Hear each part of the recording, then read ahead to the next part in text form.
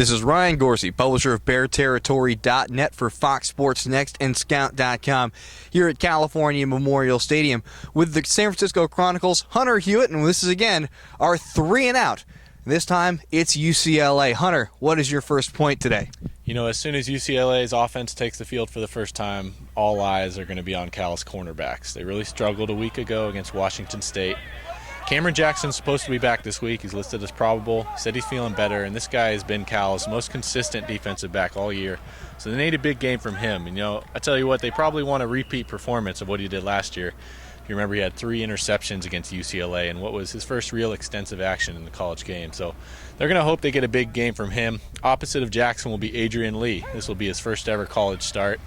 He really got his first action at cornerback last week against Washington State. Didn't play a whole lot, but he made some good plays, and he's feeling better. He's feeling pretty confident. He says it's been tough for him to be kind of buried on the depth chart and watch the defense struggle, but he's finally going to get a chance, and he says he thinks he can make an impact. So I want to watch him. You know, UCLA is really going to try to attack him. If Jackson's in there, they're going to stay away from Jackson and try to attack Lee. So we're going to have to see if Lee can step up and rise to the occasion.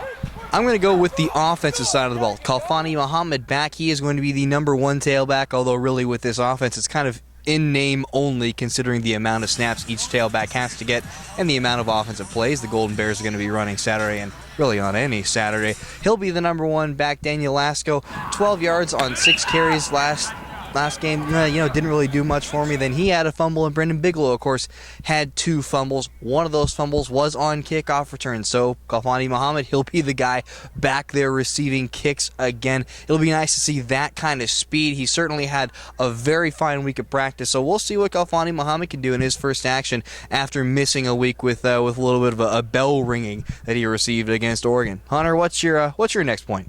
I really want to look at this matchup that's going to happen between left tackle Freddie Tagaloa of Cal and Anthony Barr, defensive end, stand-up outside linebacker, whatever you want to call him, in that 3-4 front that UCLA utilizes.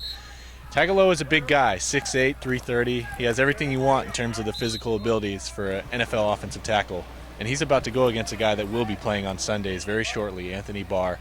A lot of guys think this guy is going to be probably a top 5 pick in next year's draft. He's got a very unique blend of size and athleticism, and it's going to be a big challenge for Tagaloa. He's shown some flashes of good playing, Tagaloa has, but he's struggled a little bit with some inconsistencies, and this is going to be a big challenge for him, and he has to protect Goff's backside. On that left side, Barr's going to be coming off the edge with a full head of steam, and Tagaloa has to do his best to protect Jared Goff and give him time in the pocket.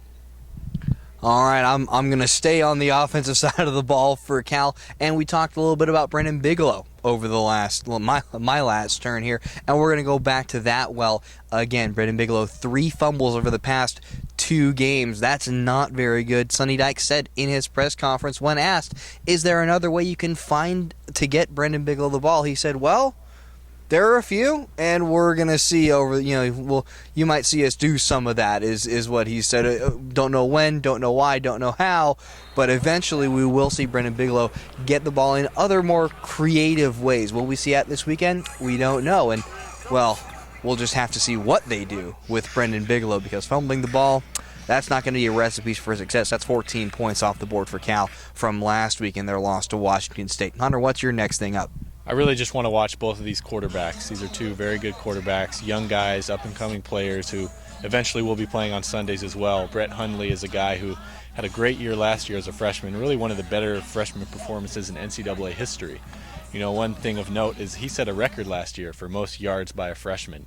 And a guy by the name of Jared Goff is actually on pace to beat that record. So I want to see if there's any added motivation for Goff this weekend if he wants to show that he can play better than Hundley does this weekend. And, Hundley is a guy that he's turning a lot of heads this year. He's making some big plays. He's playing at a very high level, both on the ground and through the air. He's a dual-threat quarterback. So I just want to watch both these guys and see which one has the ability to lead their team to victory. All right, and my last point, Chris Harper. We saw him catch 13 balls for 231 yards, both career highs last week against Washington State, and he is going to be back in the slot, the spot that earned him the Bolitnikoff Award watch list tabbing at the beginning of this season. Now everyone knows about it. They're going to be looking for it. That'll be a really interesting matchup to see Chris Harper go up against the UCLA secondary that was able to generate 6 interceptions last week against Utah. Chris Harper will also, he told us earlier this week, be the number one punt returner, kind of elbowing out Bryce Treggs, although I expect we might see a little bit of a blend here and there. But Chris Harper, very dynamic. We'll see him at punt return. We'll see him again in the slot, and we'll see if he can replicate last Saturday's performance. All right, that's it for us here at California Memorial Stadium. Hope they don't turn the lights out on us. And this is Ryan Gorcey, publisher of BearTerritory.net for Fox Sports Next and Scout.com. This is Hunter Hewitt for the San Francisco Chronicle. Thanks for playing along here on 3 and Out. We'll catch you on the flip side.